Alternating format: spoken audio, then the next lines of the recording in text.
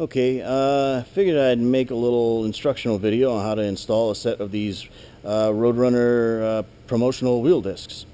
The tools that you're going to need: crescent wrench, flat blade screwdriver, and an Allen key.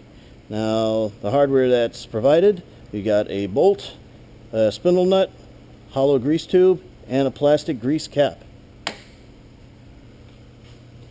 Alright, unlike the original mounting hardware that required you to jack up your car, replace the original spindle nut, and reset the wheel bearing preload, mine's fairly simple. It just spins onto your existing threads on your spindle, and you don't even need to jack your car up. Now, my 69 rotor happens to be up in the air right now because I was rotating tires earlier. But here's basically how you do it. Well, first you grab your little screwdriver and you pry off the original dust cap. Yours is not going to come off this easy, but mine does. Now what you'll see here, you have the existing threads on the end right here of your spindle. If your cotter pin is folded over on the top, you want to fold it over on the sides like this. If you have to cut it or whatever, just fold it over on the sides. That way you get a nice flat thing on the end of the spindle here. Grab your spindle nut,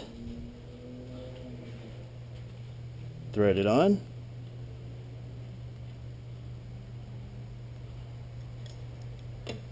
tighten it up,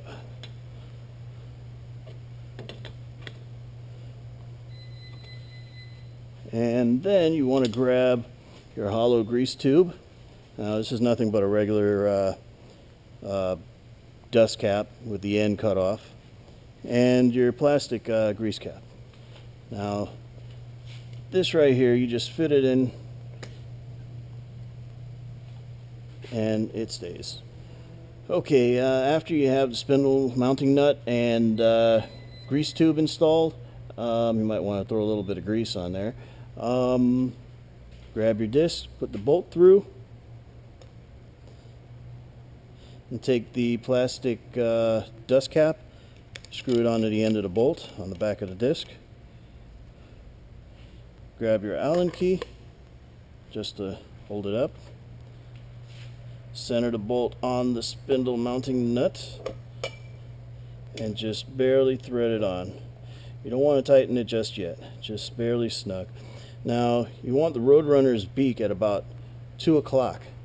And the reason for this is because if you just tightened it down and cranked it down with the disc in place, you end up tearing the middle of the sticker, and you don't want that. So what you want to do, with the beak at about 2 o'clock and the bolt just barely snug, you grab the side of the disc and turn with the bolt in unison as you tighten. That way you don't tear anything up. Now this right here is good and tight, and we're all set.